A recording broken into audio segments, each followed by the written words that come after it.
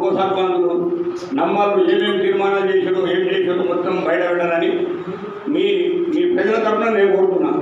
ప్రజలు కూడా కోరుకుని ఇల్లు మొత్తం అన్నారు ఎన్ని ఇల్లు కట్టారు, ఆ ఇల్లు పర్మిషన్ ఇచ్చారు, అవి నాగాలు లేకేలేరు, డబ్బులు తీసుకుంటారు. ఎంతో మందిలో కాంప్లైంట్ చేసి ఇంతకుముందు అవి ఏమైంది, ఇక్కడ ఎవరు ఏం చేశారు అడుగుతానికి ఎవరు దూరలేదు. నేను అడగకపోతే నువ్వేదో అడుగుతున్నాను నన్ను అంటారు. ఏం చేస్తాం మరి? నాకేమో సాడుగు చెప్తారు, బాధతో అడుగురి ఆన్లైన్ ఎవరు ఎక్కలేవు, ఇల్లు ఆన్లైన్ ఎవరు ఎక్కలేవు, ఫీజులు తీసుకుని పైసలు కట్టారు అడుగురేవన్నీ.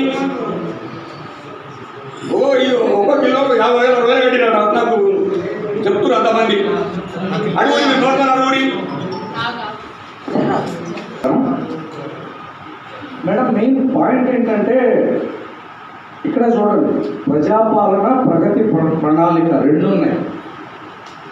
మనం ఏం చేస్తున్నామంటే మీటింగ్ ప్రజాపాలన వరకు కవర్ చేసి ఆ పైన వాళ్ళకి ఏం కావాలో ఆ రిపోర్ట్ సబ్మిట్ చేసే విధంగా మీటింగ్ చేస్తున్నాం. ప్రగతి ప్రణాళిక ఇక్కడ చర్చించట్లా, దాన్ని ఆపి ప్రగతి ప్రణాళిక కూడా కావాలి. ఇప్పుడు దాకా ఈవెన్ మన కౌన్సిలర్స్ కూడా కొత్తగా నేర్చుకుంటున్నారు కదా, మన గొప్ప మున్సిపాలిటీ ఇక్కడ రాజ్యసభలో ఈ రాజ్య ప్రజలు చెప్పిన సమస్యని మాస్టర్ ప్లాన్లో ఉండేలాగా మీరు అక్కడ తీసుకెళ్ళాలి. అంతేగాని మేము ఇంకా పాత గ్రామ పంచాయతీ మైండ్ సెట్లో ఉండి మేడం దోమలు వస్తున్నాయి అంటే వారం ముందు కొట్టిస్తాము, క్లీన్ చేపిస్తాం, అది కాదు. మాస్టర్ ప్లాన్లో మొత్తం మన పారిశుద్ధ్య ప్లాన్ ఏముంది, దాన్ని మనం తీర్మానంలో పెడుతున్నామా లేదా, అది ఇంపార్టెంట్ మేడం. మనం కూడా ఇప్పుడు సమస్యలు చిన్న సమస్యలు ఉంటాయి.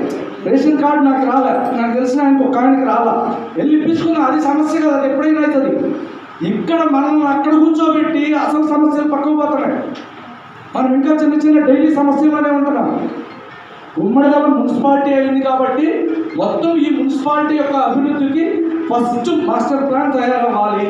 అందులో అన్నారం వాటా ఏమిటి, మన మెంబర్స్ నుంచి వెళ్ళాలి, అర్థం చేసుకోగలుగుతాం. నాకెంత కొత్తనో మున్సిపాలిటీ, మన కౌన్సిలర్లు కూడా అంతే కొత్త, వాళ్ళు ట్రై చేస్తున్నారు ఇప్పుడు పాత దాని నుంచి కొత్త దానికి రావడానికి.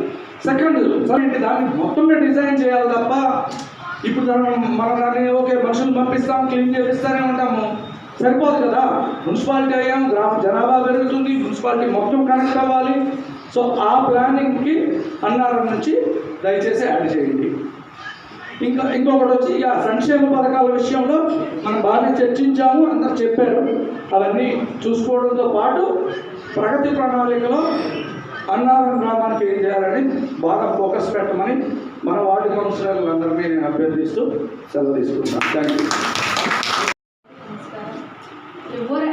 ఇప్పుడు ఇక్కడికి వచ్చినందుకు అందరూ సమానంగా మాట్లాడుకోలేము, గొడవలు పడి మన దాంట్లో మనమే గొడవలు పడుకుంటే అందరికీ చిన్నతనం అయిపోతాం. మనం ప్రజలు చెప్పిన సమస్యలను కంపల్సరీ వినాలి, మనం ఉన్నదే అందుకని కంపల్సరీ వినాలి, చేయాలి పని.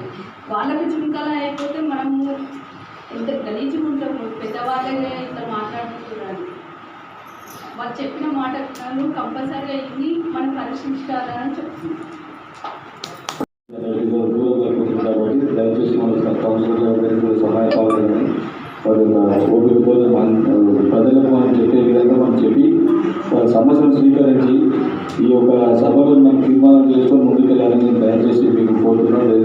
హాస్పిటల్ పెట్టుకొని ఎవరి ఉద్దేశాలు ఉంచేయడం కాదు కాబట్టి దయచేసి మనం తీర్మానం చేసి ముందుకెళ్ళి ప్రజాపాలన ప్రజల సమస్యలను మనం గుర్తించి మనం ఒక తీర్మానాలు చేసినట్టయితే మనం వాళ్ళతో కట్టి బలం ఇచ్చినట్టయితే, అంతేగాని మనం అనుకుంటే కాదు.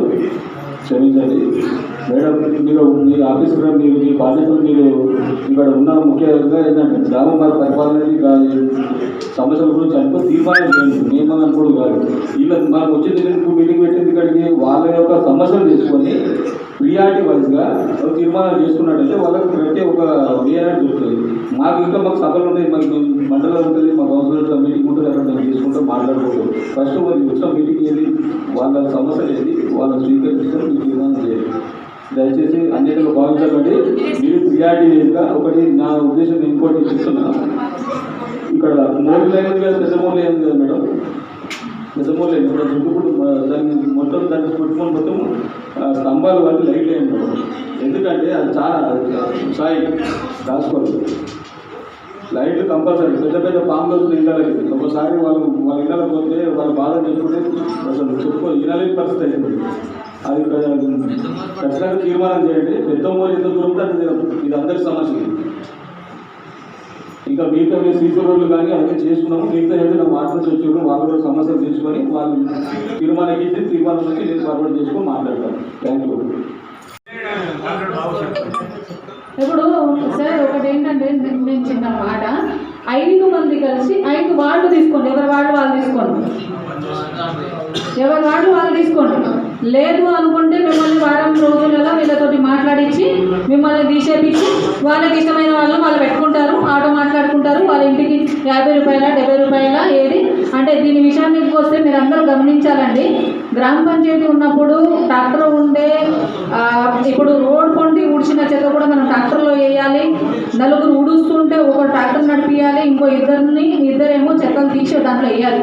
అలాంటప్పుడు మాకు 2-3 మంది నలుగురు దానికే సరిపోతున్నారు. కాబట్టి ఏ మున్సిపాలిటీలోనైనా ఏ గ్రామ పంచాయతీలో మేజర్ గ్రామ పంచాయతీలు ఉంటే బయట వీళ్ళకేం మనం డబ్బులు ఇవ్వట్లేదు. మనం పడేస్తున్న చెత్తల నుంచే వాళ్ళు కొంత చెత్త అమ్ముకోవాల్సిన చెత్తని వాళ్ళు ఏరుకొని వాళ్ళు డీజిల్ పెట్రోల్ పోసుకొని వాళ్ళు పనిచేసుకుంటున్నారు. కాబట్టి ఇంటికి ఇంతకుముందు 50 రూపాయలు తీసుకునేది ఈ మధ్యలో 6 నెలల నుంచి 70 రూపాయలు పెంచింది 2 నెలలు అవుతుంది. 2 నెలల నుంచి 70 రూపాయలు అని చెప్పారట. అది ఖచ్చితంగా ఇచ్చి మీరు చెత్త పడేయండి. కానీ మనం ఇవ్వకుండానే ఆయన చెత్త తీసుకోపోవాలని చెప్పేసి ఆయన తీసుకోపోరు. కాబట్టి ప్రతి మున్సిపాలిటీలో ఇప్పుడు గుమ్మడిదల ఒకటి వచ్చేసి వాళ్ళ ట్రాక్టర్ నడుస్తున్నాయి. కానీ మన దగ్గర అట్లా పెద్దగా ఉంది కాబట్టి అట్లా వీలు కాదు. మనం సమాధానంగా అడగాలి, వాళ్ళ దగ్గర చెత్త ఎందుకు తీసుకోపోతలేవు అంటే మనం కూడా డబ్బులు ఇవ్వండి. అదేవిధంగా మీ ఇంట్లో ఇప్పుడు బిల్డింగ్స్ ఉన్న వాళ్ళు ఓనర్స్ ఇస్తున్నారు, కిరాయి వాళ్ళు ఏం చేస్తున్నారంటే రోడ్ల పొంటి పోతూ ఆ మూట తీసుకోపోయి ఎన్నో పడేసిపోతున్నారు. దాంట్లో ఒక్కటి ఉండలేవమ్మా, చిన్నపిల్లల నుంచి ఆడోళ్ళు వీళ్ళు అంత వాడేటి అన్నీ ఉంటున్నాయి. అది ఓపెన్గా నేను చెప్తే బాగుండదు. మేము దాని మీద డివైడ్ చేసి చేయాలి అంటే చేయలేదు. సరే చేయకుండా పర్వాలేదు, కానీ ఉన్న చెత్తనన్నా డాక్టర్లో వేస్తే ఏమవుతుంది? ఓనర్లు ఎవరైనా ఉంటే మీ ఇంట్లో కిరాయి వాళ్ళు ఉంటే ఒక కిరాయి కిందనన్నా మీరు 200 ఎక్కువ తీసుకొని మీరే ఆ చెత్త పేమెంట్ చేయండి. వాళ్ళకి చెప్పండి మేము కింద ఒక డ్రమ్ము పెడతాము, దాంట్లో వేసేసేయండి. ఆ డ్రమ్ము నుంచి మీరే ట్రాన్స్ఫర్ చేసుకోవాలి ఆటోలో. ఆ విధానంలో చేయండి. ఇంకా ఒక వారం 10 రోజులు మీకు టైం ఇచ్చేది. ఆ తర్వాత మేమైతే టైం ఇవ్వం. నేనైతే కమిషనర్ సార్ కూడా ఆల్రెడీ నీకు 10 సార్లు పిలిపించిందా లేదా? ఇంకో విషయం వస్తే ఇప్పుడు అంబులెన్స్ గురించి అడిగారు. అంబులెన్స్ ఒక నిమిషం సార్. అంబులెన్స్ ఇంతకుముందు అన్నారం గ్రామ పంచాయతీ ఉండేది, మన సియాసర్ వాడుకొని మనం తీసుకున్నాం కాబట్టి మన పరిధిలో ఉండేది. ఇప్పుడు ఏంటంటే అన్నారం గుమ్మడిదల మున్సిపాలిటీలో మర్జ్ అయింది కాబట్టి అంబులెన్స్ అనేది ఒక అన్నారంకే కాదు, మున్సిపాలిటీ లెవెల్లో ఎవరైనా యూజ్ చేయొచ్చు అనేది ఒక కాన్సెప్ట్. అందులో భాగంగా మొన్న ఏం చేశారంటే ఇప్పుడు అంబులెన్స్ డ్రైవర్ కావాలి, డ్రైవర్ లేరు అని చెప్పేసి మొన్న మున్సిపల్ మీటింగ్లో వార్డు మీటింగ్ ఇట్లనే జరిగింది.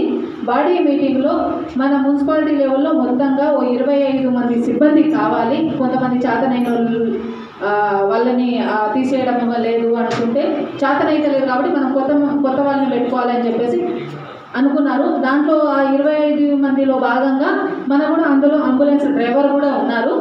ఎవరిని చేస్తారనేది అయితే మాకు తెలియదు, కానీ ఒక మున్సిపాలిటీలో ఇంకో 25 అడిషనల్గా మనకు సిబ్బంది కావాలి అని చెప్పేసి తీర్మానం చేయడం జరిగింది.